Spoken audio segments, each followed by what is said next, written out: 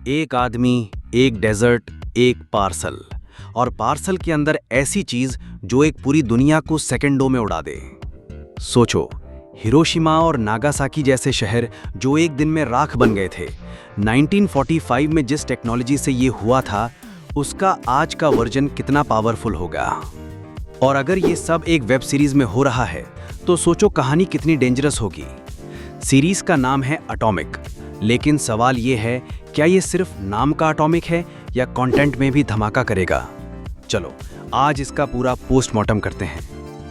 नमस्कार दोस्तों, मैं हूं रिंकू और आप देख रहे हो मूवी लोग, जहां मिलती है सिनेमा की असली दुनिया से मुलाकात। रिव्यूज, ब्रेकडाउन्स, कंट्रोवर्सीज या हो हाइप, हर फिल्म का राज यहीं खुलेगा, क्योंकि ये है मूवी लोग। एटॉमिक को बनाया है उसी स्टूडियो ने जो हमें the day of the jackal जैसा सॉलिड थ्रिलर दे चुका है। जैकल एक स्लो बर्न मास्टरपीस था, प्लानिंग, एस्पियोनाज और साइकोलॉजिकल टेंशन का परफेक्ट ब्लेंड। इसी वजह से एटॉमिक से एक्सपेक्टेशन हाई थी। रियलिस्टिक टोन, ग्राउंडेड एक्शन और एक ग्लोबल कॉन्स्पिरेसी। स्टूडियो की खासियत यह है कि ये सिर्फ एक्शन नहीं दिखाता, बल्कि उसके पीछे का पॉलिटिक्स, ग्रीड और ह्यूमन इमोशन भी हाईलाइट करता है। Episode 1 begins with a bang, then slow.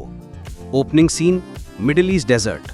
गर्मी की लहर, हवा में धूल और एक गाड़ी जो ऐसे भाग रही है जैसे पीछे मौत आ रही हो।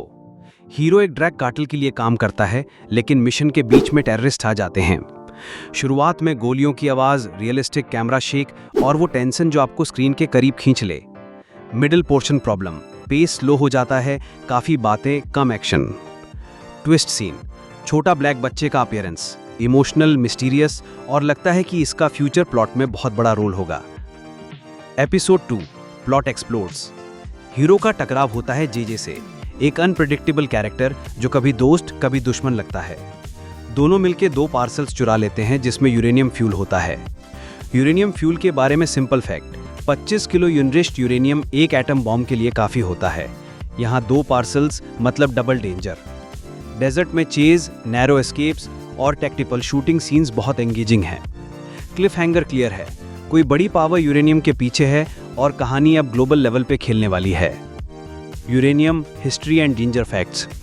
1945 में हिरोशिमा पे जो बॉम्ब गिरा था उसका नाम लिटिल बॉय था, जो यूरेनियम 235 पे बेस था। आज के टाइम में एनरिचमेंट टेक्नोलॉजी काफ़ी एडवांस्ड है। एक सूटकेस साइज का बॉम्ब भी पूरा शहर मिटा सकता है। मिडिल ईस्ट में यूरेनियम का इलीगल मार्केट एक हार्श रियलिटी है। इसी पे काफ़ी स्पाई थ्रिलर्स बेस्ड होते हैं। एटॉमिक इसी फियर को ड्रामा में कन्वर्ट करता है, रियल वर्ल्ड के डेंजर्स का fictional version. Characters, depth and possibilities.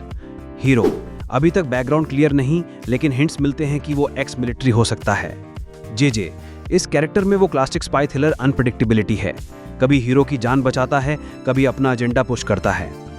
Black child, शुरू में इनोसेंट लगता है, लेकिन हो सकता है कि वो किसी न्यूक्लियर साइंटिस्ट का बेटा हो या यूरेनियम डील का सीक्रेट की हो। Technical master class. Cinematography, drone shots, long takes और नेचुरल लाइटिंग का heavy use. Action choreography, practical stunts, minimal CGI.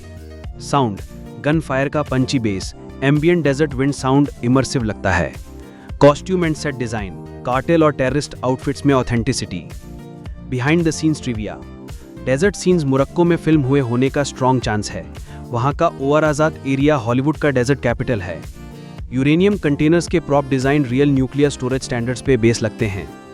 JJ का रोल शायद इनिशियली सेकेंडरी था, लेकिन टेस्ट ऑडियंस रिएक्शन के बाद उसका फुटेज बढ़ाया गया हो। Predictions Rinku style.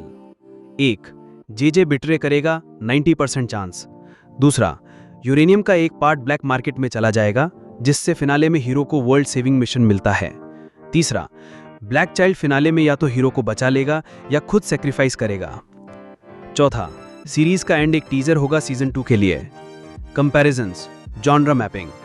Peacemaker, fast, fun, sarcastic. Atomic, slow burn, realistic, tension heavy. Jack Ryan and bodyguard, tone में सिमिलर, लेकिन एटॉमिक का डेजर्ट सेटिंग यूनिक बनाता है। मेरी राय, क्या आपको शुरू करना चाहिए? अगर पेशेंस है और आपको रियल वर्ल्ड इंस्पायर्ड थ्रिलर्स पसंद हैं तो ट्राई कर सकते हो। अगर इंस्टेंट पे ऑफ चाहिए तो वेट करो। मेरे लिए आई एम इंट्रीग्ड, लेकिन मैं पूरा सीजन का वेट करके बिंज करूंगा।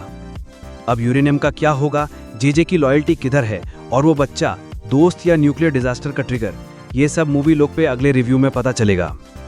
बस दोस्तों, आज के लिए इतना ही। अगर वीडियो पसंद आई हो तो लाइक करो, सब्सक्राइब करो और बेल आइकन दबा दो। मैं हूं रिंकू, मिलते हैं अगली वीडियो में। जय श्री राम।